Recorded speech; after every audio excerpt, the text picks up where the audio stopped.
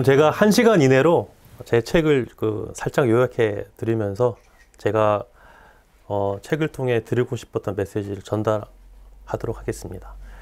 제목은 우아하게 나이 드는 법이라고 했습니다. 이게 이제 어쩌다가 나왔냐면, 영화 평론가 이동진 아시나요? 네. 파이아키아 하시고, 책도 진짜 많이 읽고 그런 분이시죠. 그분이 그 블로그에 보면 그 모토가 있습니다. 여기 써 있죠. 하루하루는 성실하게, 인생 전체는 되는 대로, 이렇게 써놨어요. 하루하루는 성실하게는 뭐 아주 진부한 말로 들리죠. 뭐 성실하게 살아야 되니까, 뭐 도덕 교과서에 나오는 말 같기도 하고, 뒤에 있는 부분이 방점이죠. 인생 전체는 되는 대로. 이게 어떤 느낌으로 들리시나요? 일단은 막 살아라 뭐 이런 거 같이 들리기도 하고, 그렇지만 그런 게 삶의 모토는 아니겠죠. 그래서 이제 여기서는 그 니체의 그 아모르 파티, 이제 그거를 이제 떠올리시면 되는데요. 네 운명을 사랑하라, 그런 거잖아요. 그래서 운명은 뭐 정해져 있으니까 운명론자처럼 뭐 어떻게 될 대로 되겠지 뭐 이런 게 아니라, 뭐죠? 운명을 긍정적으로 바라보라는 거잖아요. 그죠? 그래서 이제 솔직히 우리가 남자로 태어나고 싶고 여자로 태어나고 싶고 결정할 수 없죠. 부모님 결정할 수 없죠. 그다음에 한국에서 태어난 거 결정할 수 있나요? 결정할 수 없죠. 그죠? 그리고 가난한 부모, 뭐 부자인 부모, 금수저, 은수저, 흙수저 선택할 수 없습니다. 그래서 인생에 아주 큼직큼직한 것들은 다 정해져 있는 것 같아요. 그죠? 그런 면에서는 굉장히 수능적이고 운명론적으로 빠질 수도 있지만, 그걸 그렇게 부정적으로 보지 않고 거기서부터 긍정적인 시선으로서 열심히 살아가는 거, 그게 이제 저희가 해야 될 것 같은데요. 그래서 저는 이동진의 삶의 모토를 여기서, 그래서 아모르 파티이고, 그 아모르 파티를 이제 보게 되면 하루하루는 성실하게를 이제 메멘토 모리랑 카르페 디엠으로 볼 수 있어요. 카르페 디엠은 뭐예요? 현재를 잡아라, 그거죠. 메멘토 모리는 죽음을 기억하라. 그게 뭐예요? 하루하루 허투루 살지 마라, 뭐 그런 말로 받아들이면 되거든요. 그래서 이제 니체의 그 사상이 여기 다 들어 있는 거예요. 그래서 저는 이 패러디를 해가지고 이렇게 써봤어요. 하루하루는 저항하되 노아의 전체 여정은 받아들이자. 자, 여기서 노아의 개념이 이제 과학자들 중에서도 좀 나뉩니다. 노아를 질병으로 바라보는 입장이 있습니다. 노아를. 그게 뭐예요? 그 질병을 바라본다는 얘기는 치유할 수 있는 가능성을 열어놓는다는 얘기죠. 그럼 노아 안 될 수도 있다는 가능성을 열어놓는다는 얘기로 들릴 수 있겠죠. 그러나 대부분의 과학자들은 노아는 어쩔 수 없이 모든 인간이 겪는 과정이다, 이렇게 되어 있습니다. 그래서 저는 이제 분자생물학도 전공했고, 우리 보면 노아의 시작도 세포에서 시작해요. 그래서 이제 노아 세포가 있는데, 그 세포가 이제 그 노아를 전염시킨다고 이렇게 생각하시면 되는데, 그래서 그 초기 암세포를 발견해서 없애면 암에 안 걸릴 수 있듯이, 초기에 노화되는 세포를 찾아가지고 그 세포를 어떻게 제거해버리면 전염이 안 되니까 노화가 안 될 수 있다, 이런 컨셉이 있습니다. 그래가지고 이제 진시황처럼 불로장생을 꿈꿨던 그런 것처럼, 실제로 분자생물학적으로, 세포생물학적으로 그런 거를 추구하는 과학자들도 있어요. 그렇지만 여전히 그렇게 연구하는 사람도 늙어가고 있고, 지금은 이거는 비가역적인 현상이라고 받아들이는 게 뭐 과학적으로나 철학적으로나 신학적으로 아주 공통된 의견인 것 같습니다. 저도 그렇게 생각하고요.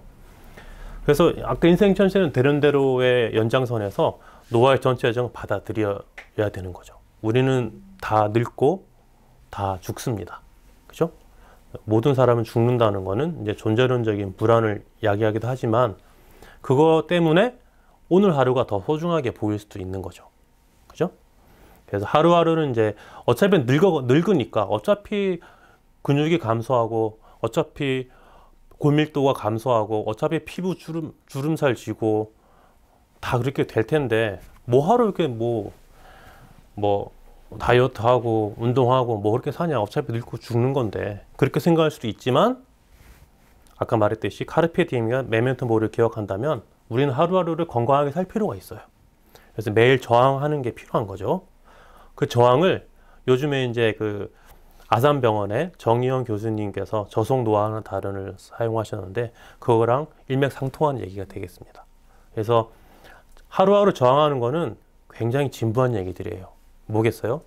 기본적인 다이어트가 있죠. 적게 먹고 많이 움직여라. 우리가 다이어트 못하는 이유가 뭔가요? 방법을 몰라서인가요? 아니죠. 방법은 다 알아요, 우리가. 그렇지만 너무 편리한 삶과, 그죠? 그 다음에 맛있는 거 먹고 싶은 욕망, 여러 가지들이 현대 삶을 이렇게 만들고 있는 거죠. 오늘 그것도 잠시 말씀드리겠습니다. 그래서 저는 이렇게 매일매일 저항하는 게 우아하게 나이 드는 법이라 생각해요. 그래서 안 늙으려고 하는 게 아니라 잘 늙는 거, 그거를 오늘 말씀드리겠습니다. 제 소개가 여기 나오는데요. 저는 포항공대에서 박사 받고 미국에서 연구하다가 지금 3년 전에 기초과학연구원에서 연구하고 있습니다. 제가 연구하는 거는 그 마우스 유전학이에요. 그래서 그게 뭐냐면 마우스는 이게 컴퓨터 마우스가 아니라 그 생쥐고 이 생쥐에서 이제 사람으로 실험을 할 수 없으니까 마우스로 실험을 해요. 왜냐하면 팔이나 무슨 뭐 지렁이 이런 거로 실험하는 것보다는 그래도 포유류를 해야지 사람과 좀 비슷하잖아요. 그죠? 그래가지고 이제 마우스에서 마우스랑 사람이랑 이게 유전자가 90% 이상이 다 같아요. 그래서 이제 포유류이기 때문에 굉장히 사람이랑 가깝죠. 그래서 거기서 유전자가 없는 마우스를 만들어요. 직접 만들어 가지고 그 유전자가 어떤 기능을 하는지 밝히는 거죠. 만약에 A라는 유전자가 있는데 그 유전자가 눈을 만드는 유전자다. 그 유전자를 그 전체 우리가 그 지놈 유전체에서 그 부분이 어디 있는지 다 알거든요. 그러니까 한 20몇 년 전에 그 휴먼 지놈 프로젝트, 휴먼 게놈 프로젝트가 끝났죠. 미국이 주도해가지고 프랜시스 콜린스가 NIH 원장일 때 다 끝냈는데요. 그게 한 게 뭐냐면 유전자의 기능을 다 밝히는 게 아니라 유전자의 염기 서열을 다 밝힌 거예요. 그래서 우리 인간은 염색체가 몇 개인가요? 46개 있습니다. 46개. 각 종마다 염색체가 다르죠. 그래서 사람 46개의 염기 서열을 A, T, C로 DNA가 다 이루어져 있는데 그 염기 서열을 다 밝혀낸 게 휴먼 게놈 프로젝트의 결과입니다. 유전자의 기능은 여전히 몰라요. 그걸 밝히는 게 이제 저 같은 사람이 하고 있는 거죠. 마우스를 동원해 가지고. 그래서 A라는 눈을 만드는데 그 유전자가 어디 위치에 알기 때문에 유전자 가위 같은 거 들어보셨죠? 그런 거 직접 저희는 사용해 가지고 어느 부분은 정확하게 아니까 그 부분에서 그 A 유전자를 이렇게 없애보는 거죠. 그러면 마우스가 어떻게 태어나겠어요? 눈이 없는 마우스가 태어나는 거죠. 그래서 이 유전자가 눈을 만드는데 중요했던 거구나. 없애봐야 아는 거예요. 그래서 이제 유전자를 없애본다는 건 낙아웃이라는 말을 표현해요. 권투할 때 낙아웃 하는 거잖아요. 낙아웃 마우스를 직접 만들어서 연구하는 일을 하고 있습니다. 그래서 이 책을 이제 살짝 말씀드리면 1부, 2부가 있고 오늘은 3부는 이제 말씀드리지 않을 거예요. 그러니까 오늘 중요한 건 노화에 관계된 걸 초점 맞출 거고요. 1부, 2부가 노화에 관계된 거고 3부는 좀 다양성에 관계된 겁니다. 그래서 오늘 노화, 실제 시간 관계에서 노화만 말씀드릴게요. 특히 이제 1부, 2부 중에 레슨 1, 2 돼 있는데 레슨 1은 흔히 말하는 정상적인 노화 이렇게 생각하시면 돼요. 정상적이란 말도 이게 좀 약간 그 말에 약간 그 뭐라 그럴까 그 폭력성이 좀 들어가 있어요. 그죠? 그럼 나는 비정상이냐 이게 정상적이라는 말보다는 누구나 겪는 이렇게 얘기하는 게 좀 더 좀 좋은 것 같고 누구나 겪는 노화. 레슨 2는 누구나 겪진 않아요. 대부분 암, 당뇨 뭐 이런 거 이제 다룰 건데요. 한 우리 중에 3분의 1 정도가 이제 빨간색으로 쳐져 있는 저런 질병이나 암을 겪으면서 노화를 겪게 되죠. 네, 그 두 개를 말씀드릴게요. 정상, 비정상으로 나누는 것보다는 누구나 겪고 소수만 겪는 이렇게 얘기하는 게 더 좋을 것 같습니다. 이 그림 보면 뭐가 떠오르시나요? 일생. 예, 사람의 일생이죠. 이제 우리가 기억하는 거는 저렇게 기어다닐 때는 기억이 안 나요. 우리가 기억나는 거는 엄마 아빠가 얘기해 줘서 기억나는 거죠. 그죠? 간접적인 기억이죠. 직접적으로 기억은 못 해요. 걸어 다니면서 내가 뭐 봤던 기억이 하고 계신 분 아무도 없죠. 기어 다니면서. 기억하지 못하는 머나먼 옛날. 엄마 뱃속에서의 일들이죠. 우리는 어디부터 시작했습니까? 단 하나의 세포에서 시작했죠. 뭐 기독교인이 만약에 이 중에 계시다면 하나님 창조하셨으니까 그러면 세포가 이렇게 큰 우리 몸의 세포가 지금 뭐 엄청 수십 조가 있는데 어떻게 한 세포가 이렇게 많이 바뀔 수가 있을까? 되게 신기하잖아요. 이 자체가 이제 발생이에요. 이 세포 하나부터 엄마 뱃속에서 아기가 만들어지는 과정, 이거를 아주 기본적인 발생 생물학이라고 하고, 그렇지만 태어나고 나서도 계속 사람들은 자라고 계속 생겨나죠. 우리 피세포, 혈액세포는 매일 생성됩니다. 그죠? 그 다음 피부, 다치면 계속 재생되죠. 할아버지도 다치면 속도가 느릴 뿐이지, 불안전할 뿐이지, 재생이 됩니다. 그리고 세포가 이게 우리가 계속 잘 모르지만 계속 이게 계속 재생돼요. 그래가지고 사람이 1년에 이 피부가 떨어지는 각질, 이게 몇 개나 얼마 정도 되시는지 아시나요? 이거 다 합치면 킹 사이즈 침대 5개가 나온다고 합니다. 엄청나죠? 우리가 공기 중에 숨 쉬고 있잖아요. 이 중에 굉장히 많은 퍼센티지가 사람의 각질이라고 해요. 누군가의 각질을 우리는 마시고 있는 거죠. 먼지라고 생각하시지만 어쨌든 늙기까지 계속 사람 발생을 하고 있다. 그래서 이 하나의 세포부터 죽을 때까지 이 전체 과정을 다루는 학문을 발생생물학이라고 합니다. 그래서 발생생물학은 분자생물학, 세포생물학, 유전학 이런 거를 몽땅 다 아우르는 아주 큰 개념이라고 생각하시면 돼요. 그래서 오늘 초점하시고 노화입니다. 이게 발생생물학이고, 그래서 노화. 한국 평균 수명이 이제 굉장히 올랐죠. 불과 몇십 년 전에는 60세 정도밖에 안 되는데 지금 83세예요. 계속 오르고 있습니다. 그런데 생물학적 노화의 시작은 만 26세래요. 그럼 어떻게 됐어요?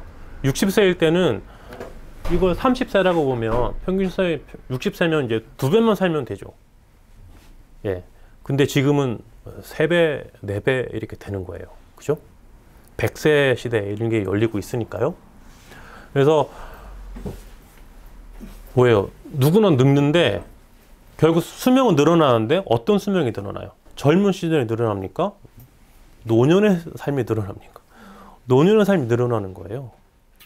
그죠? 그래서 잘 늙는 거는 굉장히 우리가 모든 사람이 관심을 기울일 수밖에 없는 부분이다. 교회 목사님들도 그죠? 노년 60대 이상의 분들이 굉장히 이제 많이 살아 계시죠. 예. 장사할 때도 마찬가지고. 뭔가 이제 타겟 그 상품 구매하시는 분들 게 다 달라지는 거죠. 특히 요즘 또 아이를 많이 안 낳잖아요. 그죠? 그래서 노년 인구가 굉장히 증가하고 있다는 거. 어떤 통계를 따르면 2100 몇 년의 노래는 한국에 사람이 없어질 거라고 하는 사람도 있더라고요. 그래서 좀 머나먼 옛날 머나먼 얘기 같지만 이게 현재 우리가 겪고 있는 실상이고요. 아까 말했지만 이게 노화가 이제 병이 있는 노화랑 없는 노화가 있고 우아한 노화, 암울한 노화 이렇게 표현할 수도 있겠죠. 그래서 오늘 제가 말씀드릴 것은 발생생물학 지식을 통해서 이제 우아하게 나이 드는 법을 조금 말씀드릴까 합니다. 1부 들어갈게요. 책의 순서를 조금 따랐어요. 그래서 책을 이제 읽어보시면 오늘 얘기에 관심이 있으신 분은 책을 좀 구입하시고 읽어보시면 너무 재밌게 더 잘 이해할 수 있을 겁니다. 첫 번째 머리카락을 다루고 있어요.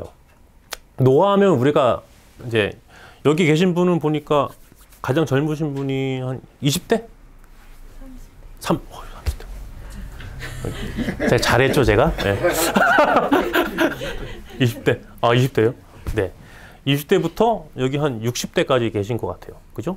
70대는 안 계신 것 같고. 그래서 한 40 정도 되면 이게 확실한 노화의 그걸 이제 몸으로 느끼죠. 저도 이제 77년생이라 48입니다. 그래서 이런 걸 이제 조금씩 느끼고 있는데요. 1년마다 뭔가 다른 것 같아요. 제 기억으로는 한 30대 후반? 40 다 되실 때 확실하게 뭔가 다르다는 게 느껴지더라고요, 저는. 일단 노안이 찾아가지고, 저는 지금 이 안경은 노안 안경이 아니고요. 이게 평상시 쓰는 안경이고, 이제 책 읽거나 글 쓰거나 할 때는 노안 안경을 바꿔서 이제 글을 습니다. 가까이 있는 게 안 보이는 거예요. 조금 더 말씀드릴게요. 그리고 이제 머리카락이 이제 크게 두 가지가 있겠죠. 백발, 흰머리가 새치가 되는 게 있고, 한 개는 뭐예요? 빠지는 거죠. 탈모. 저는 백발은 조금밖에 없어요. 보통 백발이 옆머리부터 시작하거든요. 저 옆머리에 몇 개 좀 있는 것 같아요. 네, 있고, 그 다음에 이제 전 탈모가 좀 진행돼가지고, 약 먹고 좀 많이 괜찮아진 상태입니다. 그렇지만 이렇게, 저는, 흰머리가 옛날에 좀 창피하다고 생각했었어요. 근데 요즘에는 이렇게 자신있게 내놓는 사람도 많아요. 그죠? 뭐 조지 클루니야 워낙 잘생겨서 뭐 어떻게 해도 잘생겼지만 제가 잘못된 예를 갖고 온 것 같아요. 그렇지만 이게 전 강경화 장관 같은 경우는 되게 멋지지 않아요? 그죠? 염색 안 하고 흰머리 있으니까 오히려 더 지적으로 보이는 것 같고 더 카리스마가 느껴지는 것 같아요. 그래서 나이 드는 것을 부끄러워할 필요가 없다는 거. 당당하게 내놓는 거. 그게 저 하나의 또 지혜라고 생각합니다. 탈모, 제가 겪고 있는, 저는 이렇게 1, 2, 3, 4단계 저 윗부분, 옆모습 이렇게 보이는 건데요. 저는 1단계, 2단계, 1.5단계까지 갔었습니다. 정수리가 이렇게 좀 훤히 비었는데, 약을 한 1년 정도 먹으니까 지금은 좀 괜찮죠? 네. 네. 그래서 그거 좀 말씀드릴게요. 남성형 탈모가 있고 여성형 탈모가 있어요. 남성형 탈모는 뭐가 달라요? 정수리도 사라지는 게 보이지만 일단 이마선이 뒤로 후퇴하죠. 양측 축투부가 있거든요. 그래서 나중에 M자가 됩니다. M자가 되고 정수리도 빠지고 이렇게 1번과 4번 보면 좀 다른 사람 같죠? 되게 암울한 그런 건데요. 근데 뒷머리, 옆머리 잘 안 빠지죠. 이게 신기하죠? 그래서 뭔가 모근이 다를 거다 이런 말도 많습니다. 여전히 탈모가 왜 진행이 되는지 원인은 정확하게 몰라요. 약도 있지만 약도 솔직히 탈모약으로 개발한 게 아니라 전립선 비대증 약이었습니다. 제가 먹고 있는 것도 마찬가지예요. 전립선 비대증이 만약에 1을 먹는다면 저는 0.25를 먹어요. 4분의 1 먹으니까 이렇게 되는 거지. 그래서 사람들이 조금 알아요. 생물학자들이 연구를 해보니까 거기는 이게 남성 호르몬 테스토스테론 그게 이제 대사하는 과정이 있는데 그 대사를 좀 막아버리니까 머리가 더 나더라. 이렇게 된 거죠. 좀 이따 말씀드릴게요.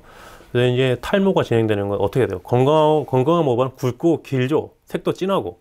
하지만 이제 탈모가 진행되기 직전에는 얇아지고 또 갈색이 되고 그래요. 그래서 저기 나와 있죠. 테스토스테론이 디하이드로 테스테론으로 이게 대사가 되는데 작용하는 저 효소가 5알파 환원 효소라는 게 있어요. 저 효소의 기능을 억제시키면 전립선 비대증도 완화시킬 수 있고 탈모도 완화시킬 수 있습니다. 저도 이제 저 억제제를 먹고 있는 거고요. 그래서 탈모제를 먹으면 여러분들이 먹으라고 의사한테 들어도 좀 주저하는 이유가 성기능 장애 때문에 이제 다들 그거 걱정하시는데 저는 한 명의 증인으로서 전혀 문제가 없습니다. 4분의 1 정도 먹으면 문제가 없습니다. 탈모 중에 또 하나가 원형 탈모가 있죠. 원형 탈모는 이제 노화랑 상관없이 자가 면역이에요. 그래서 스트레스 많이 받고 나면 군데군데 패치가 생기죠. 그렇지만 저거는 자연적으로 낫는 경우가 많습니다. 그래서 이게 노화랑 상관없기 때문에 고등학생도 스트레스 많이 받거나 엄마 아빠가 매일 싸우거나 뭐 이렇게 하면 원형 탈모 생길 수 있습니다. 머리카락은 계속 나는 게 아니라 주기를 따릅니다. 생장기, 퇴행기, 휴지기 이 세 가지를 계속 반복해서 돌아요. 우리 머리에 머리카락이 총 몇 개인지 아시나요? 대략? 책에 있던데. 네, 책에 있습니다. 10만 개. 네, 10만 개입니다. 머리 숱이 많은 사람은 15만 개까지도 있다고 해요. 근데 10만 개 중에 한 85에서 90%가 생장기에 있어요. 우리가 지금 머리카락이 이렇게 나와 있죠? 이발도 하고 다 생장기 계속 자라는 거죠. 길면 자르고 길면 자르고 하는 거죠. 100개 중에 85, 90개가 정도가 생장기에 있어요. 나머지는 이제 퇴행기, 휴지기에 있는데 점점 빠지죠. 머리카락이 여기 보면 노란색 요게 있죠. 요게 이제 진피유두라고 하는 부분인데 저 부분에서 머리카락이 영양분을 공급받아요. 그래서 그게 점점 떨어지죠. 결국에는 휴지기에서 탈락될 겁니다. 휴지기라고 다 빠지는 건 아니고요. 그래서 우리 머리에 100개가 있다면 한 98, 97개는 여전히 머리카락이 있어요. 그래서 하루에 빠지는 양이 한 70개 정도 됩니다. 10만 개에서 70개면 굉장히 적은 퍼센티지죠. 그죠? 근데 만약에 100개 이상이 빠진다. 이렇게 잡았는데 뭐 이렇게 나온다. 샤워하고 나는데 이렇게 하수구에 이렇게 까맣게 이렇게 뭐 많다. 이렇게 하면 이제 탈모를 의심해 보셔야 돼. 예, 거울 보면 저도 한 6년 전인가 거울 보고 이렇게 매일 아침마다 좀 좌절을 겪었거든요. 약 먹고 자신감을 좀 얻었습니다. 예. 이게 심리적으로 굉장히 중요하더라고요. 이게 솔직히 성기능보다 더 중요한 것 같아요. 매일매일 하루하루가. 성장기 탈모도 있는데요. 성장기에 원래 성장기였는데 갑자기 휴지로 다 빠져버리는 거예요. 항암제나 방사선 먹으면 머리 빠지는 거 많이 보셨죠? 영화에서나 드라마에서. 휴지기 탈모는 또 저렇게 갑자기 뭔가 사건 같은 게 터질 때 있어요. 다이어트를 심하게 해도 휴지기 탈모가 옵니다. 네. 교통사고 나도 그러고요. 여러 가지 이유가 있다는 얘기죠. 자, 그래서 문제 낼게요. 문제 내고 잘 맞추시는 분한테는 제가 책을 선물로 드리겠습니다. 자, 사람은 머리카락 개수는 평균 10만 개인데 하루에 평균 4개가 아닙니다. 일반적으로 30대에 접어들면서 정도만 다를 뿐 100%가 탈모가 시작된다. 하루에 몇 개 이상? 100개 이상 머리가 빠질 때 탈모를 심해봐야 한다. 아유, 다 맞추셨네. 자, 이게 이제 상식, 비상식 이렇게 했는데요. 받아들일 거, 저항할 것. 저항할 건 100발에 시작되면 무조건 염색을 해야 한다. 판편이기 때문입니다. 맞을까요? 아니요. 아닙니다. 당당하게 해도 돼요. 저는 100발 이렇게 노인분이시면 좀 오히려 멋져 보이더라고요. 흰머리는 무조건 뽑아야 한다. 그래야 검머리 다시 나기 때문이다. 속설이죠? 아니에요. 흰머리 뽑으면 흰머리 납니다.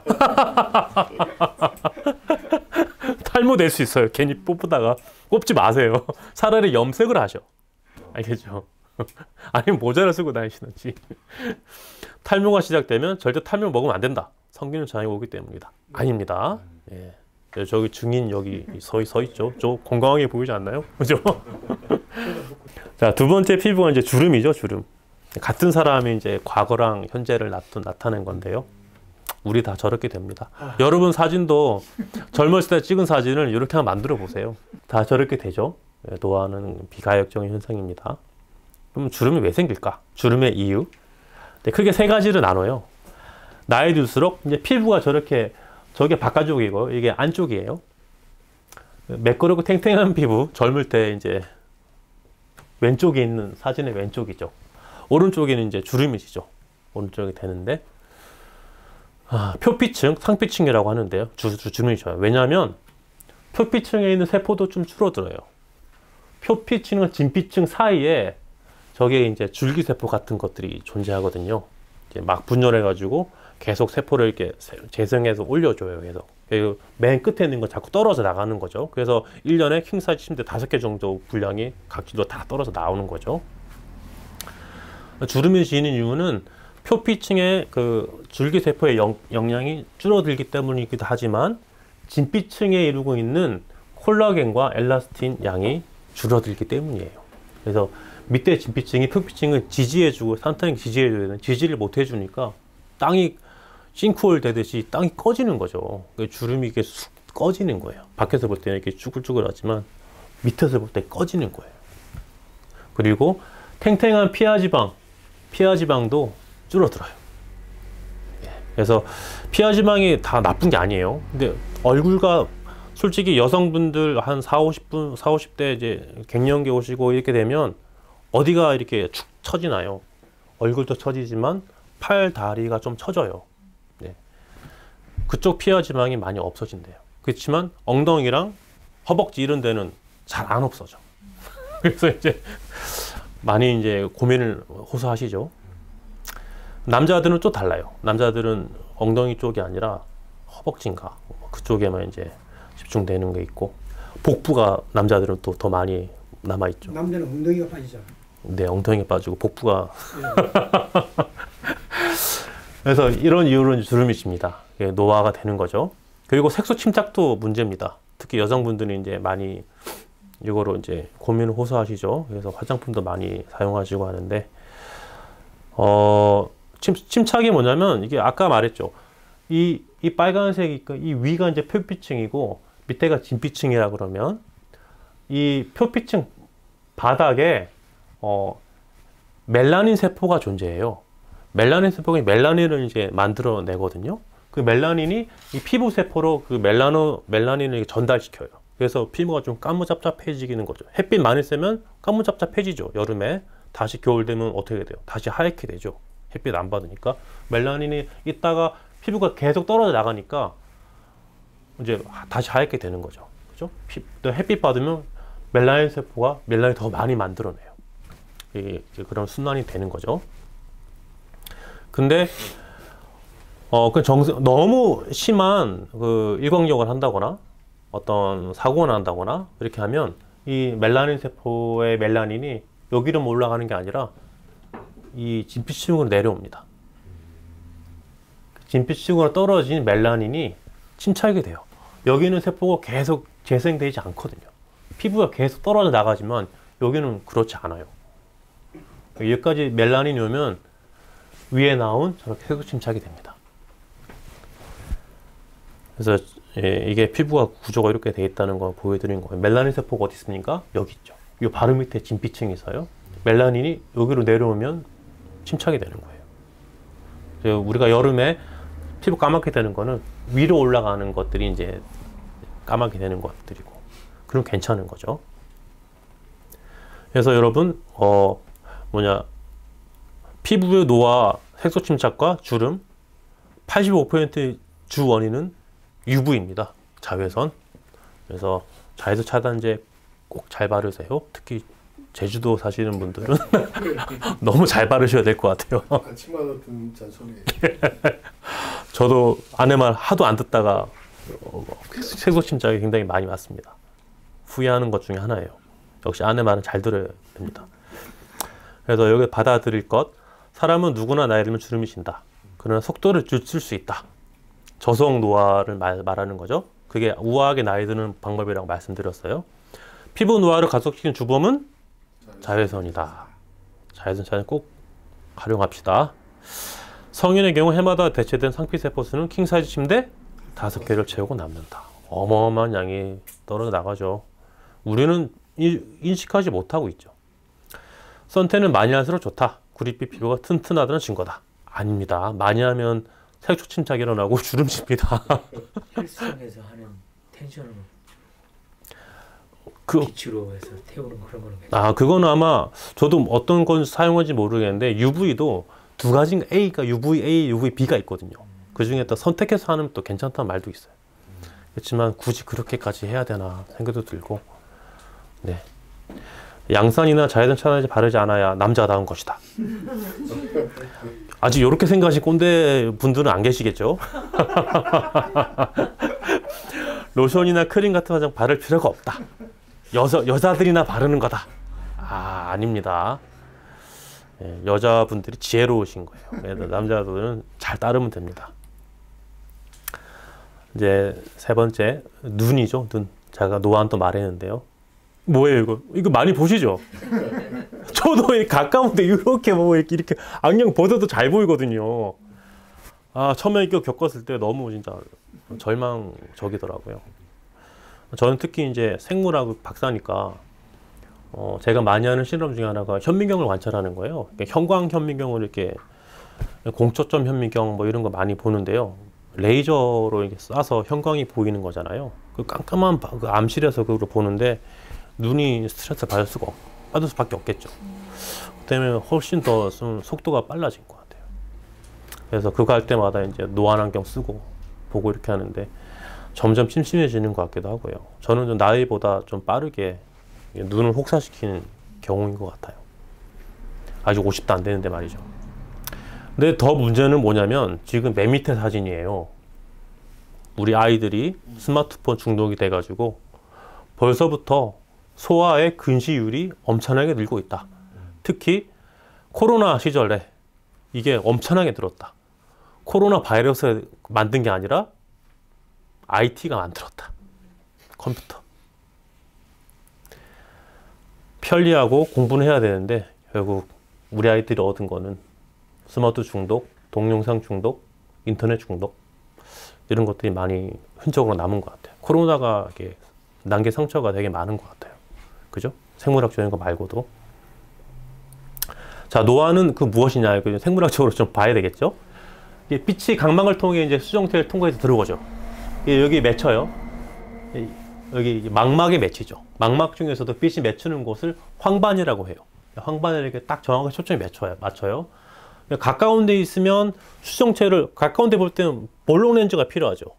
멀리 때 오목 렌즈가 필요하고 자연적인 우리 몸 안에 들어있는 볼록 오목 렌즈가 수정체예요. 수정체. 동그란 하얀색 있죠. 그래서 가까운 거 볼 때는 여러분 가까운 거 보다가 멀리 있는 거 보면 초점이 자동으로 이렇게 수정체가 조절이 되는 거예요. 우리는 모르지만 내가 뇌로 명령 내에서 하는 게 아니라 자동적으로 되는 거죠. 가까운 데일 때는 수정체를 두껍게 만들어요. 그죠? 볼록 렌즈로 만들어야지 가까운 데 보잖아요. 근데 그게 안 되는 거예요. 여기 정상적으로 두꺼워졌는데 안 두꺼워, 좀 얇죠? 안 두꺼워져 가지고 상이 더 뒤에 맺혀. 그래 가지고 어떤 안경 써야 돼요? 볼록 렌즈를 좀 껴야 되는 거예요. 그래야 가까운데 이 기능이 안 되니까 외부적인 볼록 렌즈를 해서 상을 여기에 맞추게 만드는 거죠. 그게 노안이에요. 누구에게는 옵니다. 저한테 좀 빨리 왔을 뿐이지. 누구에게는 옵니다. 노화 중에 하나죠. 자, 누구에게는 오는 것 중에 하나가 백내장이에요. 백내장은 질환이에요. 노화는 질환이 아니에요. 누구나 오는데 그래서 그거를 굳이 고치려고 할 필요는 없을 것 같고 거기에 맞춰서 이제 안경도 쓰고 이렇게 하면 될 것 같은데 백내장도 노화가 이제 주 원인인데 이거는 질환이에요. 시력을 잃을 수 있습니다. 노화는 시력을 잃진 않아요. 백내장은 잃어요. 자, 백내장도 마찬가지로 노안과 마찬가지로 수정체에 문제가 생기는 건데요. 수정체 안에 아무것도 없는 게 아니거든요.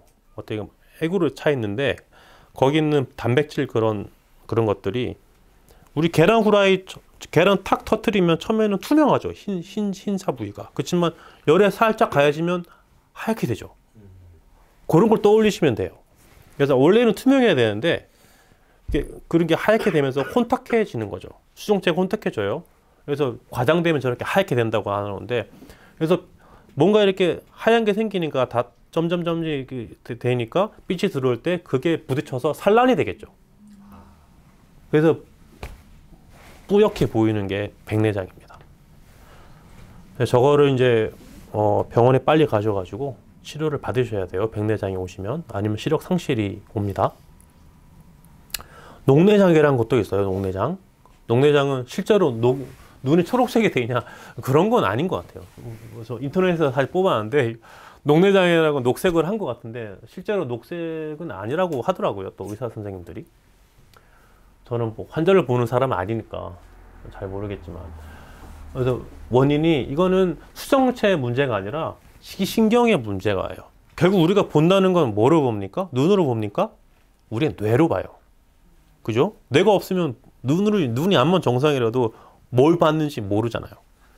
엄청난 속도로 우리는 굉장히 빨리 돌이켜도 뭐가 뭐는지 다 알 수 있죠. 뇌가 다 알려주는 거죠. 나는 지금 여기 여러분들을 보고 있다. 다 알려주는 거죠. 결국 시신경을 통해서 신호가 뇌로 가는 거죠. 그죠? 우린 뇌로 보고 있는 거예요. 시신경에 문제가 생기면 어떻게 되겠어요? 안 보이겠죠. 원인이 옛날에는 그 녹내장 원인이 이게 이제 이 안에 이제 액체가 가득 차 있는데요. 이 액체가 계속 고여 있으면 안 되잖아요. 계속 이렇게 채워지고 버려지고 하는 건데 여기가 막힌대요. 막히면 압력이 높아지겠죠. 시신경이 눌리겠죠. 그래서 녹내장이 생기는 거예요. 그렇지만 안압이 정상인데도 불구하고 녹내장이 오는 케이스도 보고돼 가지고 아직 녹내장 원인을 정확하게 모릅니다. 예. 과학자는 모른다는 거를 자신 있게 말할 수 있는 사람이에요. 예. 그게 과학자예요. 모르는 건 모르는 거예요. 나중에 알면 되겠죠. 그래서 녹내장도 시력 상실로 예상되고 저희 할아버지도 녹내장으로 돌아가셨어요. 94세까지 사셔가지고 충분히 사신 것 같기도 한데요. 굉장히 그 말년에는 힘들어하셨어요. 두통 뭐 이렇게 와가지고. 나머지 이제 노화가 일으키는 것 중에 황반 변성인데, 아까 황반 말씀드렸죠. 그 상이 맺히는 망막의 어떤 그 특정 부분을 황반이라고 그러는데, 그 황반 부분에 출혈이 생기거나 드루젠이라는 어떤 찌꺼기들이 모이면 저렇게 이렇게 암점이 생긴대요. 까맣게 이렇게 황반 변성이 온 거예요.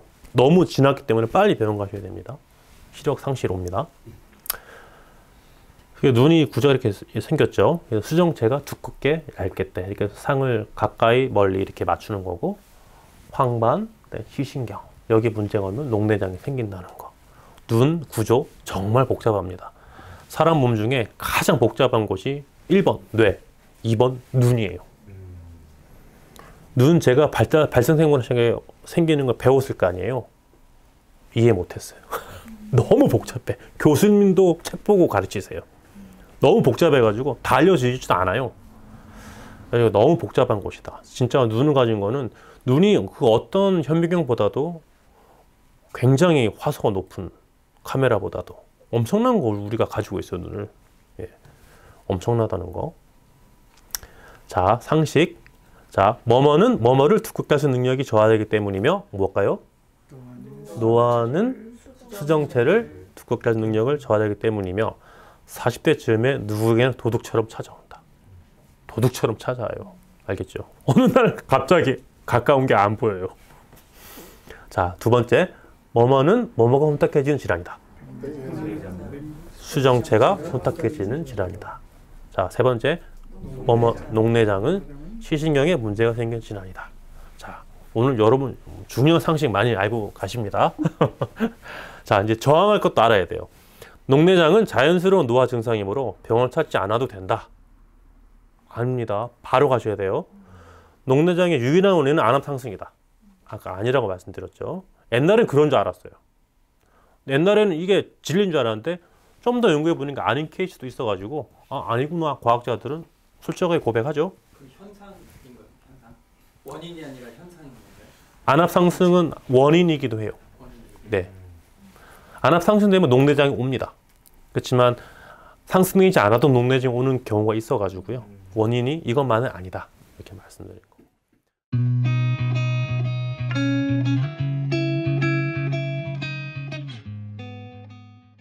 사전에 준비한 그 질문이 몇 가지 있어서 잠시 나누고 또 여러분들 궁금하신 거 있으시면 얼마든지 또 질문해 주시면 되겠습니다. 자, 일단 분위기를 좀 환기시키는 의미에서 오늘 제주도까지 와주셔서 정말 감사드리고요. 제주도 어떠세요? 특히 여기 어떤 바람에 대한 아마 느낌을 좀 말씀해 주시면 좋겠습니다. 일단 제가 한국에 이제 온 지 3년 됐는데요. 제주도는 지금 이번 방문이 한 5번째인가 되는 것 같아요.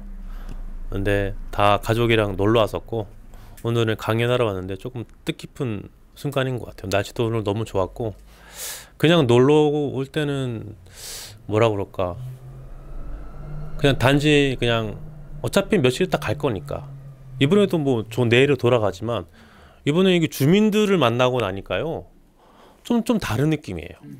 관광객의 눈과 거주민의 눈은 다를 수 있는데 거주민의 눈을 조금 더 많이 알게 돼가지고 좀 뜻깊은 시간인 것 같습니다. 저는 너무 아담하고 좋아요. 그리고 저는 제가 서울에서도 이 책으로 강연한 적이 있는데 거기 한 40몇 명, 50명 정도 왔는데 이게 소통할 수가 없거든요. 사람이 많으니까. 저 10명 내외가 딱 좋다고 하는데 오늘도 조금 많은 것 같긴 한데 예, 너무 좋습니다. 이런 아담하고 이런 공간 저 로망이었어요. 저도 옛날에 서점 이런 게 되게 저 책 진짜 좋아하거든요. 그래서 너무 좋습니다. 서점. 네, 감사합니다. 이 책이 세포처럼 나이 들 수 있다면 이거 부제가 탄생, 노화, 다양성을 이해하는 발생생물학 수업인데요. 그래서 두 가지 질문이 자연스럽게 나오는데 하나는 탄생, 노화, 다양성에 대한 이해라는 문장이고요. 그 말인즉슨 우리가 이 부분에 대해서 잘 모르고 있다 이런 거니까요. 또 하나는 우리 박사님께서 발생생물학이라는 그 단어, 또 이게 전공이신데 조금 부연 설명해 주시면 좋을 것 같습니다.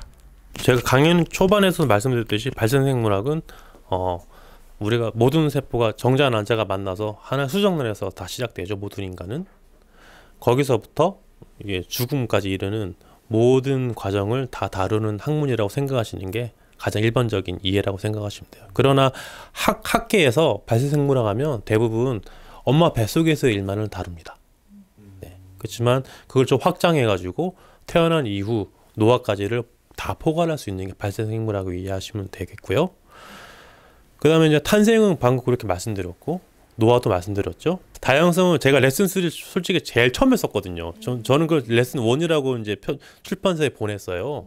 근데 출판사에서는 책을 상품이어야 되잖아요. 그래가지고 노화를 키워드로 잡더라고. 그래서 레슨 1, 2가 노화로 되고 다양성이 레슨 3로 밀려났습니다. 저는 레슨 3가 제일 중요하다고 생각했었거든요. 거기에 이렇게 우리가 말하는 뭐죠? 손가락 6개인 사람. 네. 그 다음에 제 동료도 있는데 여기 입천장 갈림증 있는 사람. 이런 사람들이 우주에 많습니다. 그죠? 그런 사람들이 절대 열등하거나 그런 게 아니잖아요. 그런 다양성들 이런 것들을 제가 좀 더 발생생물학 점에서 제가 좀 강조하고 싶었는데 이 노화랑 키워드가 상품성에 더 맞았던 것 같아요. 그래서 밀려나서 좀 아쉽게 생각하고 있습니다. 서문에 보니까 이런 문장이 있는데요. 암세포를 제한 모든 세포는 세포 자신만을 생각하지 않고 기관과 조직 그리고 개체 유지라는 하나의 큰 목적을 위해서 일사불란하게 움직인다 이렇게 쓰셨어요. 그러면서 이제 거시적인 우주와 미시적인 우주가 굉장히 흡사하게 잘 유동적으로 되어 있다 이런 말씀하셨는데 이 책에서 쓰셨듯이 그 세포는 사람보다 성숙한 모습을 보인다 이렇게 했거든요. 근데 왜 인간은 그럼 이렇게 조화롭게 유기적으로 하지 못할까?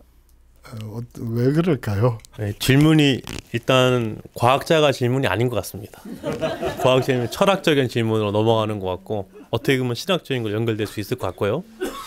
제가 그냥 제 생각을 말씀드리면 저는 그냥 철학적으로 말하면 인간에게 있는 이기적인 욕망 때문인 것 같고요. 이기적인 거. 왜냐하면 사람만이 배불러도 축적해요. 돈도 축적하기 위해만 돈을 버는 사람도 있죠. 예. 동물들은 배부르면 안 먹어요. 그렇잖아요. 물론 다람쥐가 겨울을 낳기 위해서 저기 창고에 보관하긴 하지만 자기가 먹을 만큼 하는 거지 남 못 먹게끔 다 이렇게 독점하거나 뭐 이런 일을 하지 않잖아요. 인간은 이제 그런 게 하는 유일한 존재인 것 같고요. 좀 신학적으로 얘기하면 저는 그게 원죄의 발현이라고 생각합니다. 87쪽에 보면 40대가 넘으면 몸이 과거를 말해준다 이렇게 하셨거든요. 그 사람의 외부적 몸만 살펴봐도 대략 건강 상태나 그 사람이 운동을 제대로 하고 있는지 식사 습관은 어떤지 알 수 있다고 하셨는데 여기 이제 몇 분이 앉아 계시는데 뭐 저를 희생양으로 해서 제 뭐가 문제일까요? 물론 제가 뭐 도사도 아니고 딱 보고 알아맞힐 수 있는 거는 그런 능력은 저희가 없습니다. 그러나 이제 저는 상식적인 기준에서도 여러분도 딱 보면 알 거예요 아마. 그죠? 일단 여기 김영애 목사님 보시고 여기 앉아 계신 여기 우리 선생님 보면요. 박 선생님 보시면 누가 봐도 다르잖아요. 여기서 누가 뛸 것 같아요? 그죠? 그러니까 저는 박 선생님이 훨씬 더 나이는 조금 더 많으실 수 있지만 건강 관리는 진짜 너무 잘하시다. 이게 딱 말씀 안 하셔도 딱 보이지 않나요? 네. 일단 되게 정정하세요. 그죠? 허리도 고드시고. 네. 그 다음에 피부 봤을 때 선크림 잘 바르시는 것 같아. 네.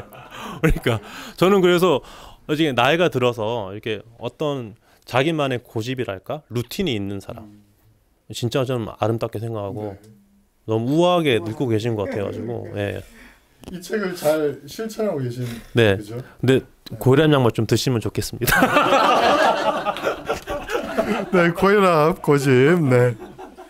그 96, 97페이지에 보면 암세포 설명하시면서 아까도 말씀하셨는데 암세포는 독식이 주 원인이다. 그래서 결국 숙주인 몸 자체도 죽여서 공멸하게 하는 것이다. 이렇게 하셨고요.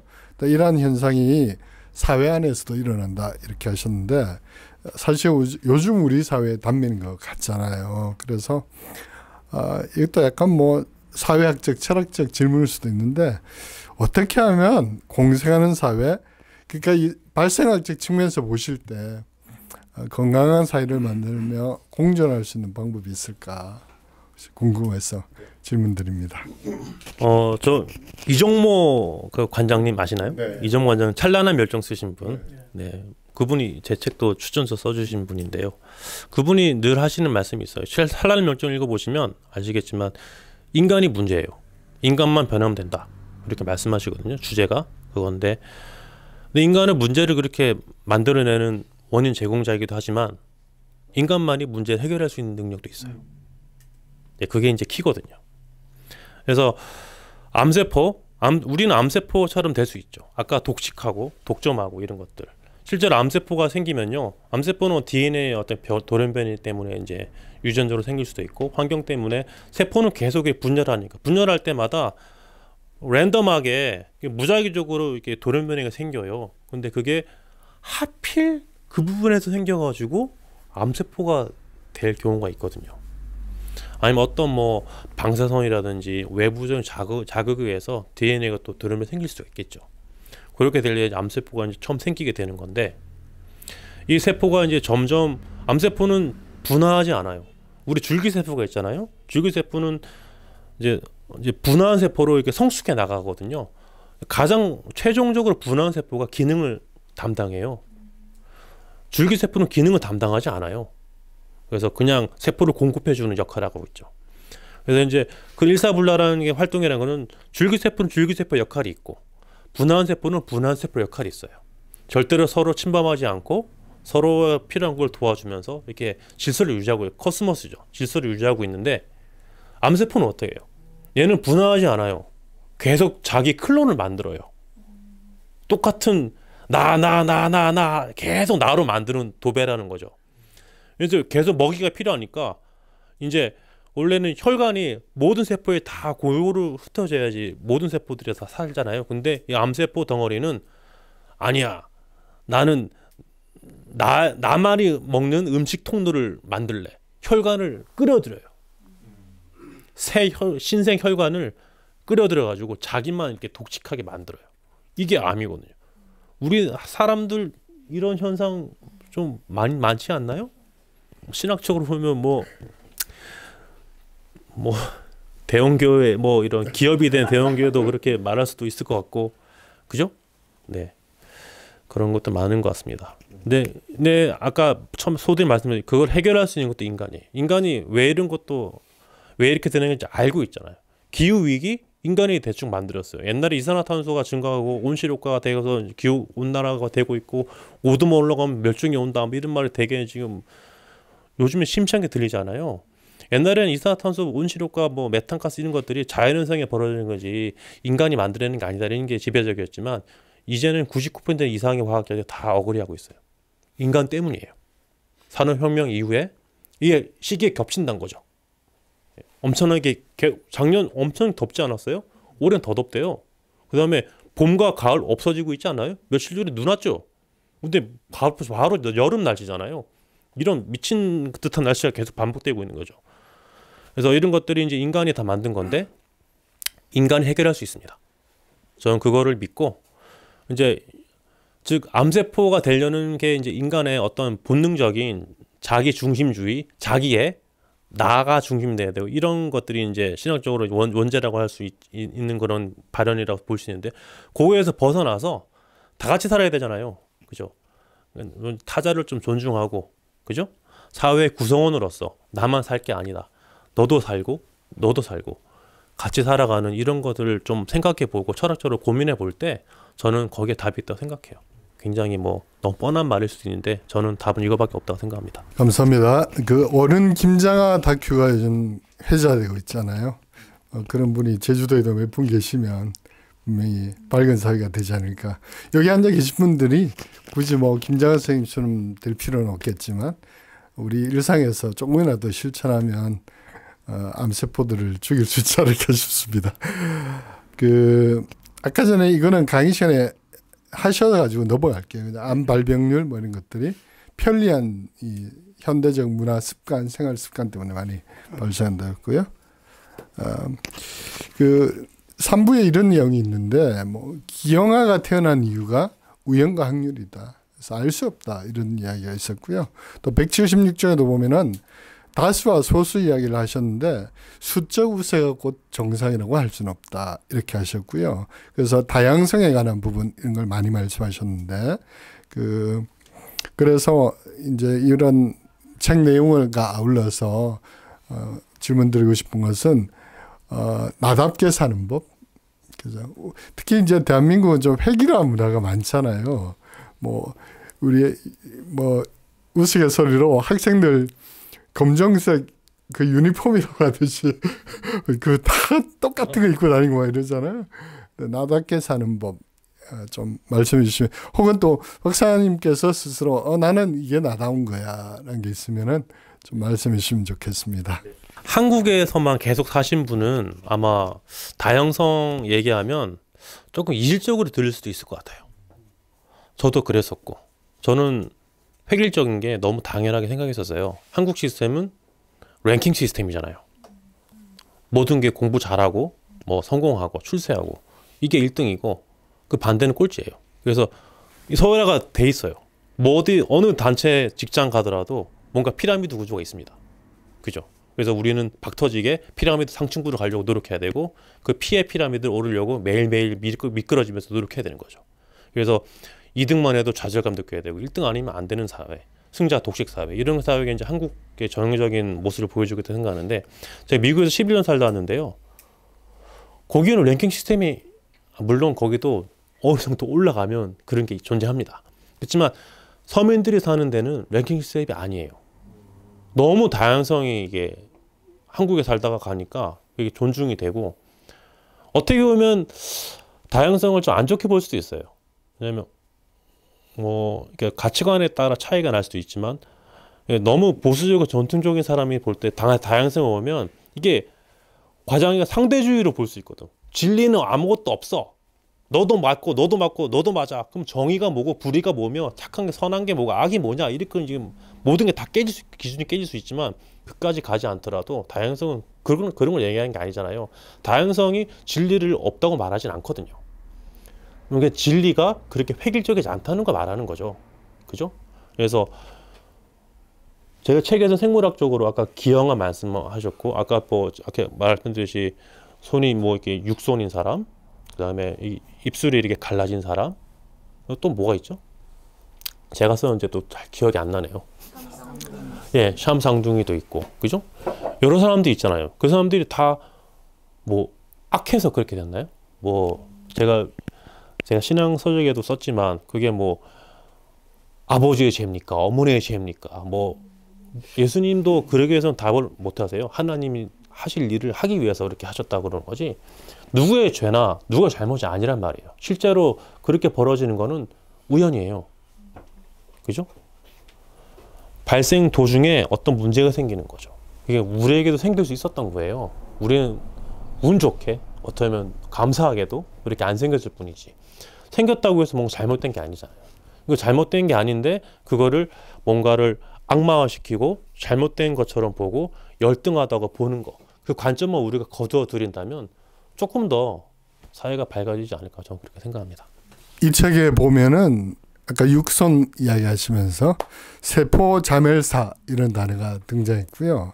굉장히 인상적이었어요. 그래서 세포의 죽음은 소멸이 아니고 새로운 창조다 이렇게 하셨고요. 또 그 이정모 선생님의 찬란한 멸종도 그런 이야기를 많이 있잖아요. 그래서 요 부분에 대해서 이제 3부에 나온 이야기지만 조금 부연 설명해 주시면 좋을 것 같습니다. 이정무 관장님 찬란한 멸종을 보면 멸종이 왜 찬란합니까? 이 뭔가 좀 약간 흉역 모순 같기도 하고 잘 설명이 안 되잖아요. 그래서 부연 설명이 필요한데 자 우리가 존재하는 이유는 공룡이 멸종했기 때문이에요. 그 당시 가장 포식자고 가장 개체수가 많았던 공룡이 멸종했기 때문에 그 다음에 이제 인간이 진화가 된 거거든요. 그래서 우리 인간이 있었던 거는 그 이전에 어떤 종이 멸종했기 때문인 거죠. 즉 멸종은 다음 종이 새로 창조될 수 있고 진화될 수 있는 발판이 되는 전제 조건인 거예요. 찬란한 멸종인 거죠. 찬란한 창조가 있기 위해 우선수단이 찬란한 멸종인 거죠. 약간 신학적으로도 보면 이거는 흑암, 혼동, 공허가 멸종될 때 최상조가 일어나는 거란 말이에요. 이런 것도 해석할 수도 있고요. 여러 가지를 해석할 수 있는데 제가 이제 세보 사면사라 그런 거는 이제 손가락이 형성되는 걸 제가 썼어요. 그래서 없다가 손가락이 이렇게 형성되는 게 아니라 원래는 이렇게 나와 있어요. 근데 이렇게 사이에 있는 세포들이 죽어나가면서 이게 죽어나가요, 사이가. 그래서 떨어진 것들이 손가락이 되는 거예요. 즉, 다 만들고 나서 사이를 죽이면서 손가락이 만들어지는 거죠. 없다가 손가락이 이렇게 자라나는 게 아니라 되게 좀 비효율적인 것 같죠. 그렇지만 이 안에 세포들이 이렇게 죽어나가지 않으면 손가락이 이렇게 붙은 채로 되는 사람도 있거든요. 제가 책에 썼지만 저에게 옛날에 어릴 때 쪽자 만들어주신 할머니가 이런 손이었단 말이에요. 이걸 쪽자 이렇게 하셨는데 그때는 되게 흉측하게 보겠지만 이제서야 좀 약간 미안한 마음이 들죠. 생물을 좀 알게 되니까. 이런 것도 다양성 중에 하나일 수도 있고요. 그죠? 뭐 잘못된 게 아니잖아요. 어쨌든 그런 거. 그래서 우리 일상생활에서 할 때 보면 뭐 포기, 그다음에 이런 것도 되게 체념, 이런 것도 되게 중요한 어떤 뭐라 그럴까 멸종, 그다음에 뭐 파괴, 뭐 죽음 이런 걸 생각할 수 있을 것 같아요. 어떤 거를 이렇게 열심히 하다가도 계속 거기에 매이는 것보다는 어쩔 때는 어떤 경우에는 그거를 과감하게 포기하면 새로운 걸 할 수 있는 동력이 될 때가 있죠. 그죠? 그죠? 어떤 파괴는 창조를 만들 수 있는 전 단계가 될 수 있다는 거. 항상 적용될 수는 없지만 어떤 파괴, 멸종은 새로운 진화를 위한 전제 조건이고 포기는 어떤 새로운 시작할 수 있는 또 전제 조건이 되고 이런 식으로 이해하는 게 저는 좋다고 생각하고 나답게 사는 건 무엇이냐 그러면 저는 한국은 획일적 문화래 가지고 그게 굉장히 힘든 것 같아요. 저도 그렇게 공부 잘하고 노력했던 이유가 이 시스템이 그렇게 돼 있으니까요. 그죠? 그래서 무조건 공부 잘해야 돼요. 이과에서 공부 잘하면 의대 가고 문과에서 공부 잘하면 법대 가고 이런 획일적인 문화가 있었던 거죠. 미국에만 가도 너무 여러 가지 있고 대학도 뭐 하버드 우리가 알고 있는 하버드 아이비리그밖에 모르지만 미국에는 우리가 이름 모르는 좋은 대학이 엄청나게 많아요. 다 그 대학 다니면서 다 자부심 느껴요. 우리나라는 서울대 뭐 연고대 아니면 자부심 느끼면 안 되죠. 그죠? 뭐 지방대 다니면 나는 지방대 다니는데 괜히 머리 극적점에서 마치 죄진 것처럼 말해야지만 겸손한 것 같아. 이게 굉장히 잘못된 거죠. 그죠? 각 대학마다 다 특성이 있고 거기에 좋은 게 있는데 그거를 자부심 느끼지 않고 열등감 느끼게 된다는 거. 이 시각의 차, 가치관의 차이란 말이에요. 저는 거기서 남이 다 만들어 놓은 시스템에 잠식당한 그런 거라 봐요. 거기서 나다운 내 생각을 주관적으로 얘기할 수 있고 이런 것들이 존재할 수가 없겠죠. 저는 그래서 약간은 철학하는 게 필요하다고 생각해요. 그래서 지금 내가 이렇게 바라보고 있고 생각하고 있는 게 이렇게 하도록 길들여져 왔기 때문이구나. 이런 거를 한 번쯤 성찰해 볼 필요가 있다고 생각해요. 저는 그렇게 하기 위한 가장 좋은 방법이 읽고 쓰는 방법이라 생각해요.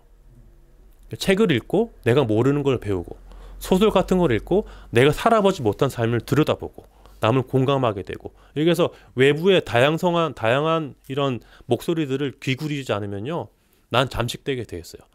우리는 시대의 흐름에 조류에 휩쓸려 갈 수밖에 없는 거죠. 그래서 꾸준하게 계속 공부할 필요가 있어요.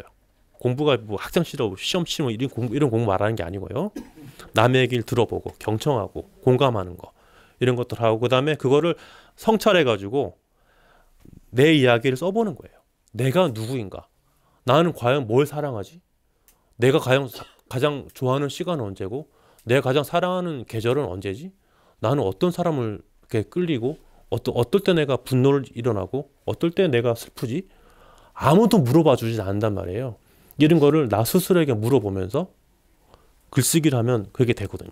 성찰하고 그러면 이게 내가 어떤 편협한 가치관에 쌓여 있었던 거나 그것도 알게 되고 그거를 알게 될 때 그 우물에서 빠져나올 수 있습니다. 빠져나오게 되면 좀 더 객관적으로 바라볼 수 있게 되겠죠. 그래서 저는 읽기와 쓰기를 여러분에 강력히 추천하고요. 저는 그게 굉장히 도움이 된다고 생각합니다. 감사합니다. 그 줄리아 카메룬이라는 그러니까 제임스 카메룬 옛날 그 감독 있죠. 아바타 만든 그 전처였죠. 줄리아 카메룬이 쓴 그 아티스트 웨이라는 책에 보면은 그 창조적 사치를 누리라 이런 대목이 있거든요.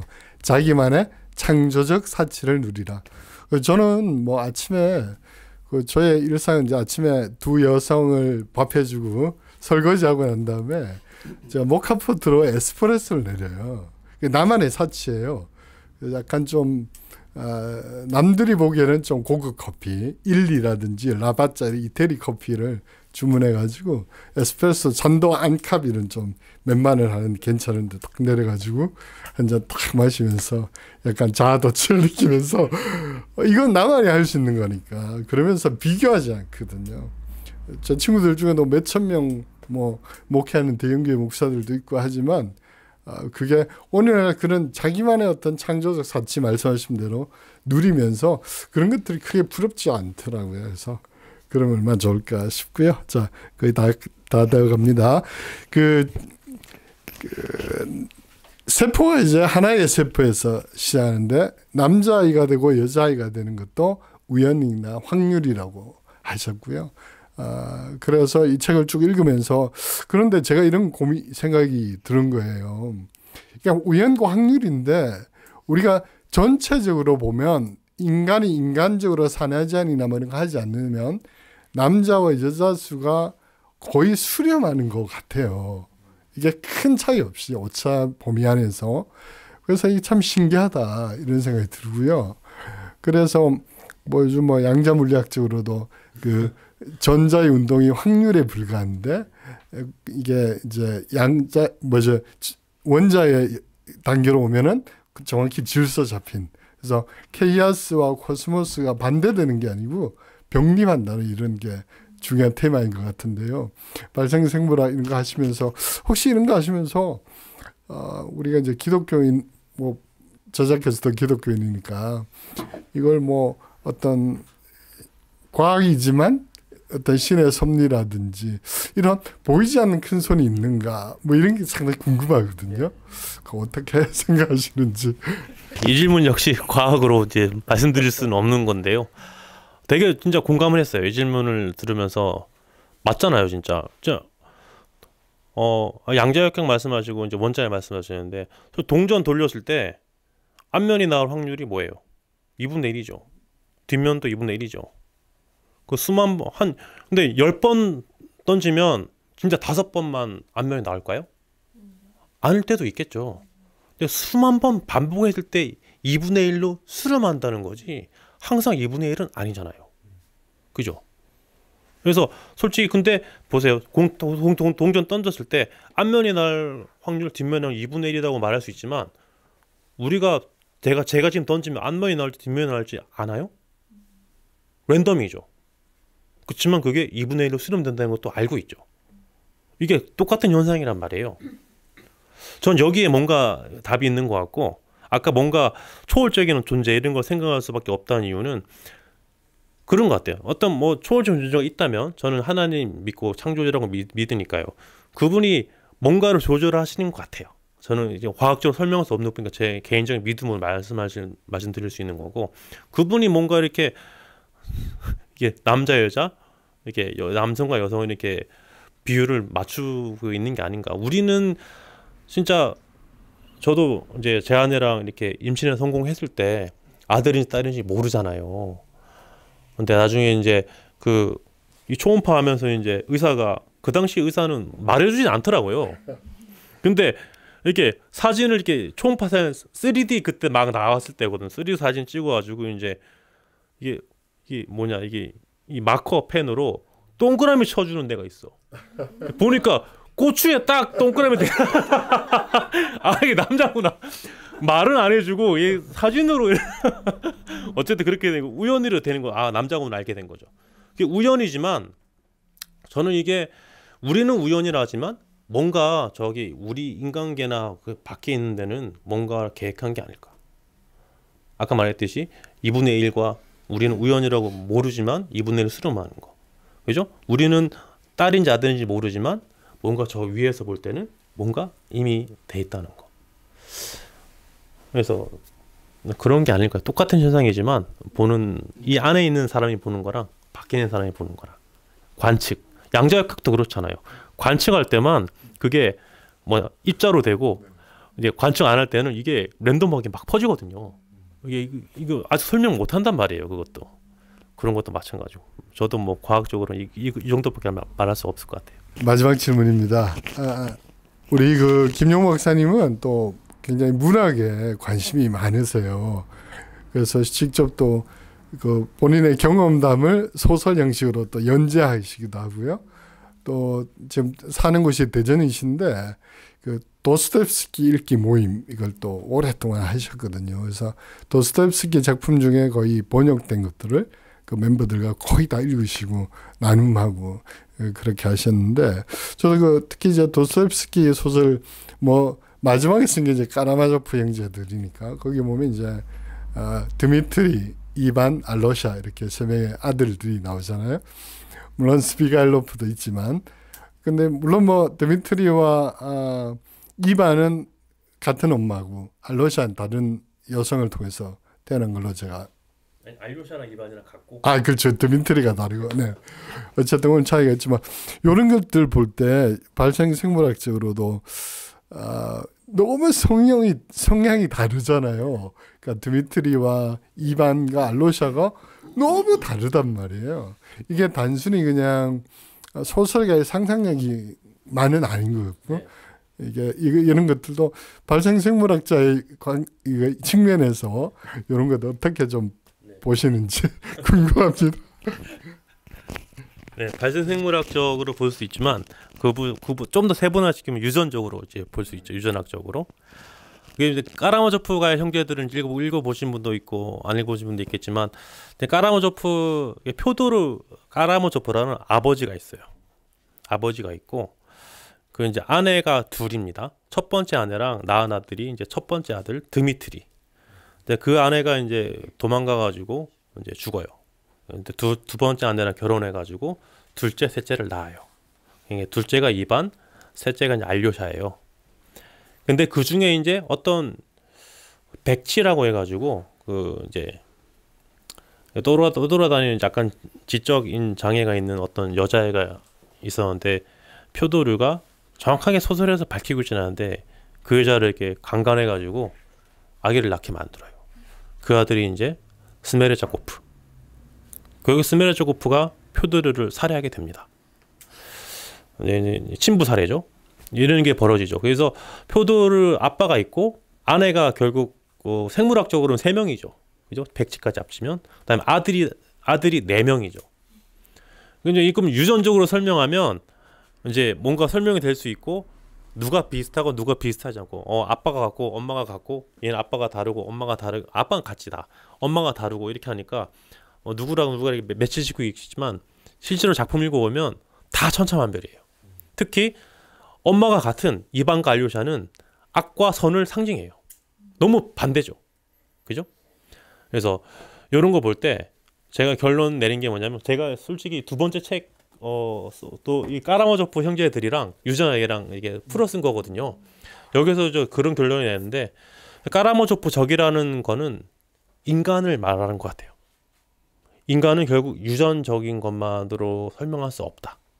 솔직히 우리 자녀가 둘 있는 분 계시죠? 첫째랑 둘째 아빠 엄마 똑같죠? 그죠? 근데 둘째 똑같나요? 너무 반대죠? 그죠? 그런 경우 되게 많잖아요. 그거 어떻게 설명해요? 이게 이반과 알료샤 아닌가요? 그죠? 누군가 선일 수도 있고 누가 안길 수도 있고 어떻게 너네 이렇게 다르니 엄마 아빠가 똑같은데 설명할 수 없는 부분이 되게 많은 거죠. 그죠? 유전적으로 DNA만으로 설명할 수 없는 부분이 많고, 그게 특히 인간에서는 뭔가 다른 부분들이 없으면 설명할 수가 없다. 여전히 인간은 모르기 때문에 우리가 좀 더 남의 얘기들 듣고 읽고 쓰고 하면서 성찰하고 통찰하는 습관을 들이지 않으면 안 되겠다. 저는 늘 그런 생각을 하고 있습니다. 네, 저희가 공식적으로 준비한 질문은 여기까지고요. 혹시 객석에서 궁금하신 게 있으면 한 몇 분만. 네, 우리 선생님 먼저. 제가 이 책을 읽어보지 못했지만 이 연결해서 하나 질문 드리고 싶은 게, 어쩌면 철학적이고 신학적인 질문일 수도 있는데, 우리가 생각하는 죽음에 대한 준비, 이 부분에 대해서 설명을 좀 듣고 싶어서요. 저도 나이 먹으면서 요양원을 자주 방문해 보면 죽음을 기다리시는 분들이지 않습니까? 그분들 보면서 젊은 사람들은 난 저렇게 살 바에 죽어버릴까, 이렇게 얘기하고, 조력 자살 부분에서 건강하신 상태에서도 그 자살을 하심으로써 그 생을 마감하는, 자기의 죽음을 자기가 한정해서 주체적으로 재단할 수 있는 그런 부분들도 있고, 그래서 박사님께서는 죽음에 대해서 우리가 어떤 마음으로 준비를 하고, 또 그랬을 때, 올바로 정립됐을 때 오늘 하루가 더욱더 의미 있는 삶이 되지 않을까 하는 생각에서 감히 질문을 드려봅니다. 네. 너무 어려운 질문이고요. 네, 누구라도 정답을 말할 수는 없을 것 같은데요. 저는 그 질문 들으면서 어떤 생각이 들었냐면, 도스토옙스키 작품 중에 악령이라는 작품이 있습니다. 거기에 이제 신은 없다고 말하는 키릴로프라는 사람이 등장해요. 키릴로프가 신은 없다는 걸 증명하기 위해서 한 방법이 뭔지 아세요? 권총으로 자살하는 거였어요. 왜냐하면 죽음은 인간이 모든 걸 다 이렇게 할 수 있지만, 죽음만은 자기가 스스로 통제할 수 없는 거거든요. 근데 신이 없다는 걸 증명하기 위해서 자기 목숨을 끊는 거예요. 자기가 통제해버려요. 네, 나는 죽음도 통제할 수 있다. 그러므로 신이 없다. 엄청난 무서운 사상이죠. 저는 거기서 뭘 얻었냐면, 물론 그런 허구적 상상력이 동원한 인물이지만, 그래서 제가 뭘 그때 깨달았었냐면, 죽음은 인간이 뭐라고 할 수 없는 어떤 영역이구나. 그리고 아까 조력 자살 이런 것도 말씀하셨는데, 그것도 저는 무조건 악하다고 볼 수만은 없을 것 같다는 생각도 들고요. 그다음에 솔직히 저희 부모님도 전 작년인가, 제가 재작년 이제 한번 찾아뵀을 때 말씀하시는 게 뭐냐면, 그 각서를 써놓으셨대요. 그 어떤 일이 있을 때 심폐소생하지 말라고. 네. 저는 그 말을 좀 탁 들었을 때 첫 번째 느낌은 굉장히 서운한 거예요. 왜? 근데 조금 또 생각해보고 하니까 약간 마음이 헤아려지는 거죠. 그래서 이게 자녀들한테 뭔가 이렇게 부담 주지 않고, 그죠? 만약에 심폐소생할 정도면, 지금도 연세가 지금 이제 거의 80세가 다 되셨고, 아버지는, 어머니도 이제 70세 곧 넘으셨는데, 그 정도 되면 이제 충분히 자신거로 스스로 생각하시는 것 같고, 거기서 이렇게 죽음에 대해서는 병원에 만약에 가가지고 강제로 인공호흡기 달고 만약에 뇌사 상태에 빠졌는데 그 삶에 무슨 의미가 있나 했을 때, 그건 아무도 판단할 수 없지만 자기 스스로는 뭔가 그래도 주체적으로 뭔가 말할 수 있지 않을까? 그 발언권을까지 없애버린다는 거는, 그것조차가 또 어쩌면 폭력일 수 있지 않을까 저는 생각을 했고요. 그래서 부모님의 그 의견을 저는 존중하기로 했습니다. 그리고 그 대신 그런 생각을 하니까 죽음이 이제 얼마 다 남지 않았을 거잖아요. 평균 수명이 83세인데 저희 아버지가 80세 다 되셨으니까 몇 년은 이제 안 남았다고 볼 수 있는데, 이제 그런 각서까지 써놓으시고 하니까 오히려 더 좀 더 자주 찾아뵙고 잘해야 되겠다 생각이 들고, 그런 리미테이션, 한계 때문에 오히려 더 현재를 더 더 애착을 가지고 더 살아갈 수 있는 마음이 되는 것 같아요. 죽음이 있기 때문에 삶이 좀 더 찬란하게 보일 수 있고 좀 더 잘 살아야겠다는 생각을 하게 되는 것 같습니다. 네, 죽음은 저에게 이런 의미가 있는 것입니다. 잠깐 그 광고 하나 하면요. 저희 과학과 신학의 대화에서 5월 27일 화요일 저녁 7시 연세대학교 앞에 있는 그 창천교회 세미나실에서 이정모 관장님하고 연세대 김정현 교수님 두 분 모시고요. 생물학적 관점과 신학적 관점에서 온 죽음이란 주제로 포럼을 합니다. 네. 그래서 물론 이제 서울에서 하지만 저희가 또 자료로 남길 거니까 나중에 저희 홈페이지 들어가셔서 확인하시면 좋습니다. 그 강의 꼭 들으시면 진짜로 네, 엄청난 도움이 될 것 같아요. 우리 자매님. 네, 안녕하세요. 저는 여행 중에 갑자기 오게 된 인천 송도에서 온 임서진이라고 합니다. 네. 먼저 이렇게 유익한 강의를 우연한 기회로 듣게 되어서 정말 감사하게 생각합니다. 저는 사실 박사님께서 그동안 오랜 기간 연구도 하셨고 네, 독서도 시간 내서 하셨고 시간 내서 독서 모임도 진행하시고 이런 모습들이 정말 인상 깊다고 생각했는데 저도 독서 모임을 저희 동네에서 진행하고 있고 되게 저도 책을 되게 좋아하고 글을 쓰는 것도 좋아하고 언젠가는 책을 내고 싶은 마음도 있어요. 근데 그래서 이제 이런 이야기들을 들으면서 첫 번째로 궁금한 건 다음 작품을 준비하고 계신다면 어떤 방향으로 준비하고 싶으신지이고 두 번째는 이렇게 지금까지 한 분야에서 오랫동안 매진하시면서 사실 아까 전에 뭐 어떠한 체념과 포기는 새로운 걸 시작하기 위한 동력이 될 수 있다는 말씀을 하셨는데 그러면 그런 긴 기간 중에 어떠한 체념과 포기가 동력이 된 경험이 있으신지 또 궁금하고 또 세 번째는 이렇게 시간과 뭔가 신체적 정신적인 에너지를 관리하셔서 이렇게 많은 걸 일상 속에서 진행하실 수 있었던 그런 노하우가 있으실지 이렇게 세 가지가 궁금합니다. 저는 그러니까 일단 기본적으로 저에게 주어진 삶을 저는 가능한 한 성실하고 진지하게 대하고 기념하고 싶어요. 예, 기념이라는 말을 저는 되게 좋아하고요. 그래서 제가 과학자로 이제 20년을 넘게 살았는데 그걸 기념하고 싶다는 생각에 과학책을 이렇게 썼고요. 그다음에 제가 이제 인생에 좀 힘든 부분을 미국에서 겪고 난 다음에 그때까지만 해도 제가 성공지향적인 가치관에 살았어요. 그래서 저도 나름 1등만 하던 사람이었고 그래도 나름 출세했었고 잘 나가고 그런데 누구나 한계를 만나는 시기가 오잖아요. 저는 그게 미국에서 왔었고 그래서 그때가 이제 40이 다 됐을 때였는데 저는 그게 이제 인생의 전반전이라 생각했어요. 근데 인생의 후반전이 이제 펼쳐질 건데 전반전에 하던 방식으로 후반전을 만들고 싶지 않았어요. 인생의 후반전을 전반전의 연장전으로 만들고 싶지 않았던 거죠. 그때 저는 포기란 걸 했어요.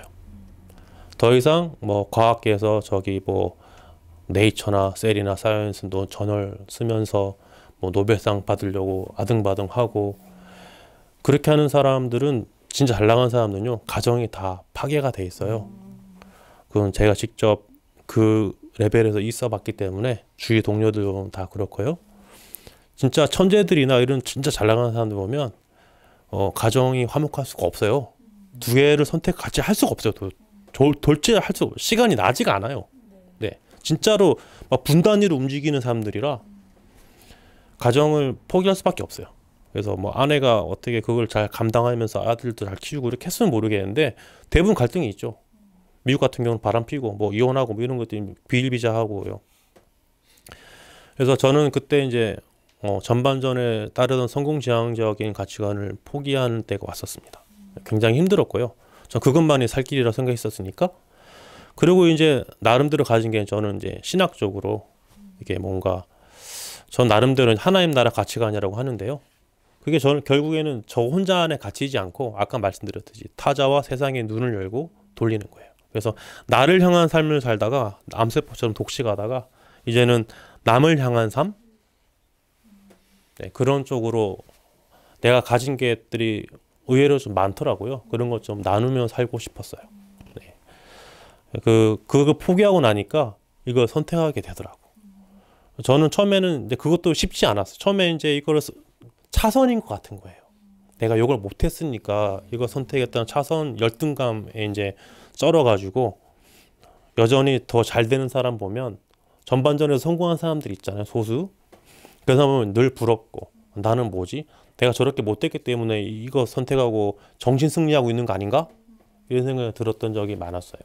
그렇지만 그것도 시간이 지나면서 그게 아니라는 생각이 들었고 점점 더 이게 더 나는 지금은 그렇게 생각해요. 지금 그렇게 산 지 한 10년 다 돼 가는데 지금은 나에게 다시 타임머신을 타고 10년 전으로 돌아간다면 너 어떤 거 선택할래? 하면 저는 지금 제 삶을 선택할 것 같아요. 그래서 포기한다고 해서 바로 창조일이 이루어지지 않아요. 그 중간에 공백 기간이 있습니다. 그게 심적으로 굉장히 눌리는 순간이고 열등감과 패배감에 사로잡히는 순간이 분명히 와요.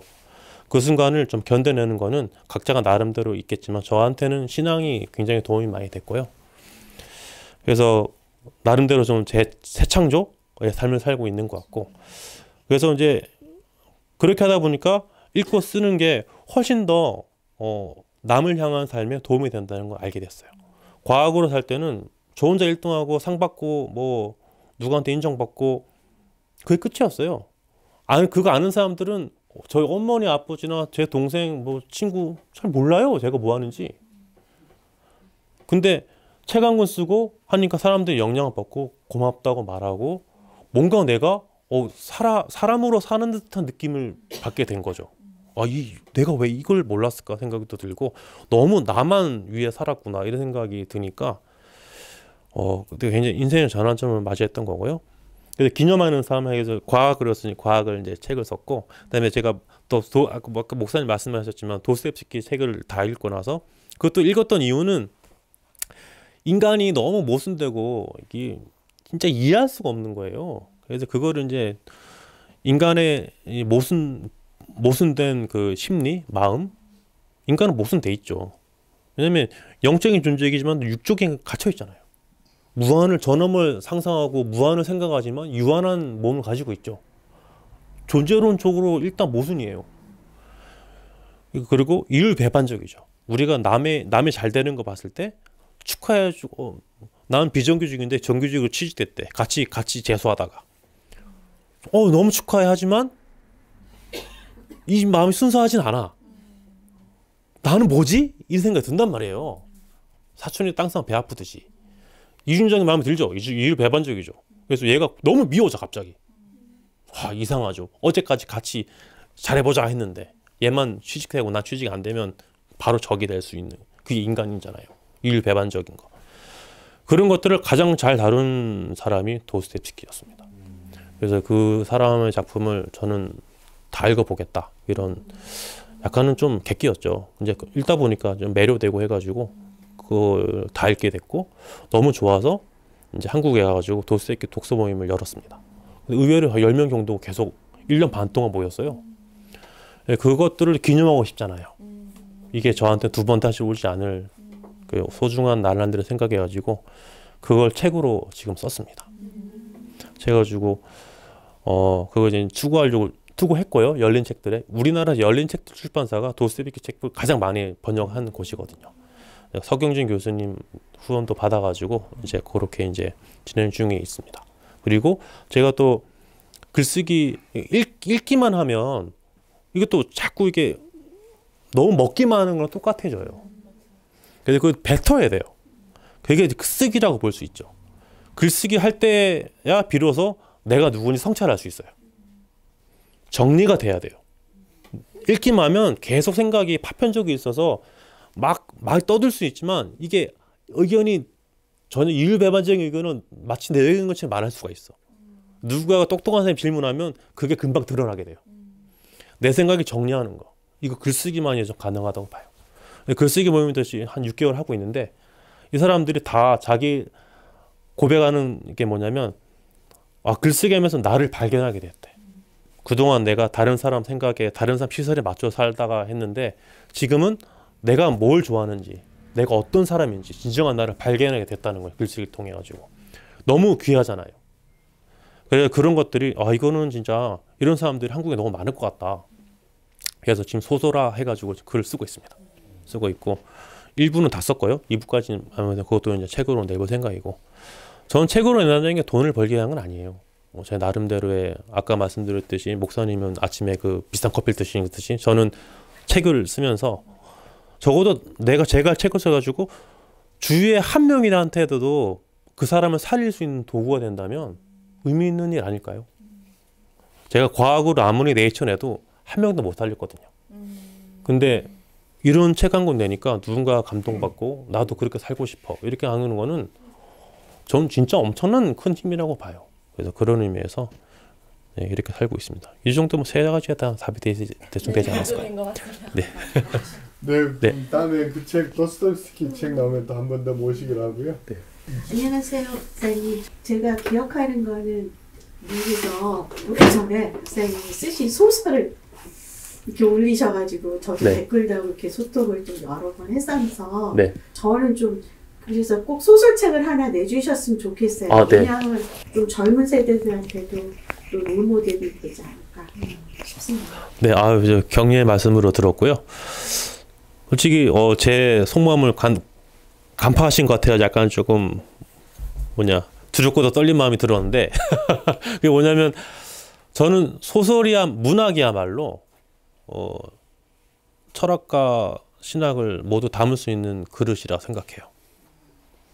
네, 철학은 문학을 담을 수 없고요. 신학도 담을 수 있지만 그걸 완전히 표현할 수 없는 것 같아요. 문학 안에 그게 다 넉넉하게 담을 수 있는 것 같거든요. 상상력이라는 걸 동원해가지고.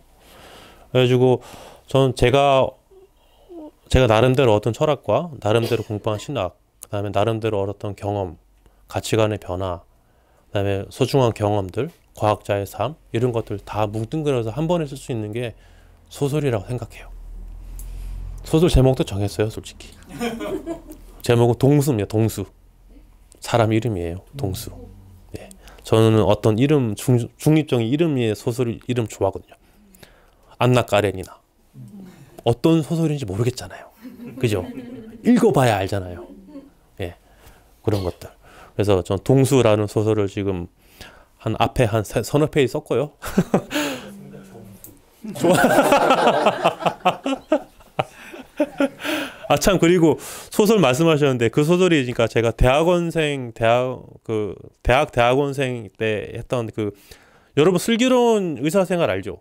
요즘에 또 전공생활 또 한다고 그러던데 슬기로운 과학자의 생활이라는 책을 제가 썼습니다. 제가 써가지고 101군 브리게도 연재를 했고 연재한 것은 바탕으로 이제 투고를 했는데 101군데 출판사 두드렸어요. 한 군데서 물더라고. 그래서 지금 계약을 했습니다. 계약을 했고 올해 하반기에 나오게 될 테니까요. 그때 또 불러주시면 또 그 소설 작가로 또 불러주시면 좋겠습니다. 네, 감사합니다. 오랜 시간의 강의와 또 질의응답 아마 여러분들이 얻어가시는 게 많을 줄 압니다. 이곳은 어떤 바람이고요. 우리 주인장께서 계시고요. 독립서점입니다. 대한민국 책을 잘 안 읽는 그런 사회인데 여러분들이 이 어떤 바람에 든든한 지지자가 되어주시고 또 알림이가 되어주시면 감사했고요. 또 저희가 속한 단체는 과학과 신학의대화입니다. 그래서 과학과 신학은 적대적이지 않고 상호 보완적이라는 기치로 저희 단체가 활동하고 있고 저는 거기서 편집인을 맡고 있고 월간 과학과 신학 과신뷰라는 웹진 잡지를 발간하고 있습니다. 그리고 저희도 오늘 몇 명 이 모임을 준비한 것은 요 어떤 바람과 과학과 신학의대와 제주 북클럽 제주에 또 우리 매월 모여서 책을 같이 읽고 나누는 모임이 있습니다. 그래서 북클럽이 있으니까요. 언제든지 문의해 주시면 되겠고요. 저는 그 북클럽 직위를 또 지금 맡고 있고 또 얼마 전에 말씀하셨듯이 저는 원래 목사인데 목회를 포기했습니다. 그래서 일반 목회는 포기했고요. 대신 이런 다양한 목회, 이것도 일종의 목회니까. 그래서 시대의 조류에 맞춰 살기 위해서 얼마 전에 유튜브를 시작했기도 유튜브 시시당이라고요. 한자로 시로 시대를 읽는 집 그런 뜻입니다. 어설픈 유튜브 몇 개 올릴 수 있는데요. 제가 여기서 하는 거는 이제 제 설교도 뭐 올리지만 책 소개 코너가 있고 영화 소개 코너가 있습니다. 그래서 제주도에서는 제주 CBS에서 매주 영화를 소개하고 있고요. 극동방송에서 책을 소개하고 있습니다. 그래서 얼마 전에 4월 이후에서 우리 또 4.3도 있고 또 세월호도 있고 4.19도 4월은 잔인한 달이잖아요. 제주도민에게는. 그래서 데스먼드 투투 주교가 쓴 용서 없이 미래 없다 이런 책을 제가 라디오에서 소개했는데 저 유튜브에도 올리고 했는데 참 감사한 것은 그 출판사가 이번에 이세를 찍기로 했다고 해요. 남아있는 것도 뭐 갑자기 뭐 책이 꼭 저 때문에 아니겠지만 저 때문에 아니겠지만 저에게도 찾아와서 감사하다고 출판사 대표가 하셔가지고 보람이 있고 그래서 자기답게 사는 법 하나를 내려놓으면 또 하나가 열리고 그래서 제주도의 아름다운 자연과 함께 그렇게 살고 있습니다. 그래서 혹시나 관심 있으면 오늘 회비 안 받으니까요. 시시당 유튜브 좋아요, 댓글, 구독 아니 구독자가 얼마 안 되기 때문에 수익이 안 나오고 있습니다. 감사하겠습니다. 오늘 여기까지 하고요. 단체 사진 바로 찍고 먼저 찍고 혹시 책을 가지고 오시거나 구매할 의사가 있는 분들은 바로 구매해서 어떤 반에서 구매해서 사인회를 바로 하고 마치도록 하겠습니다.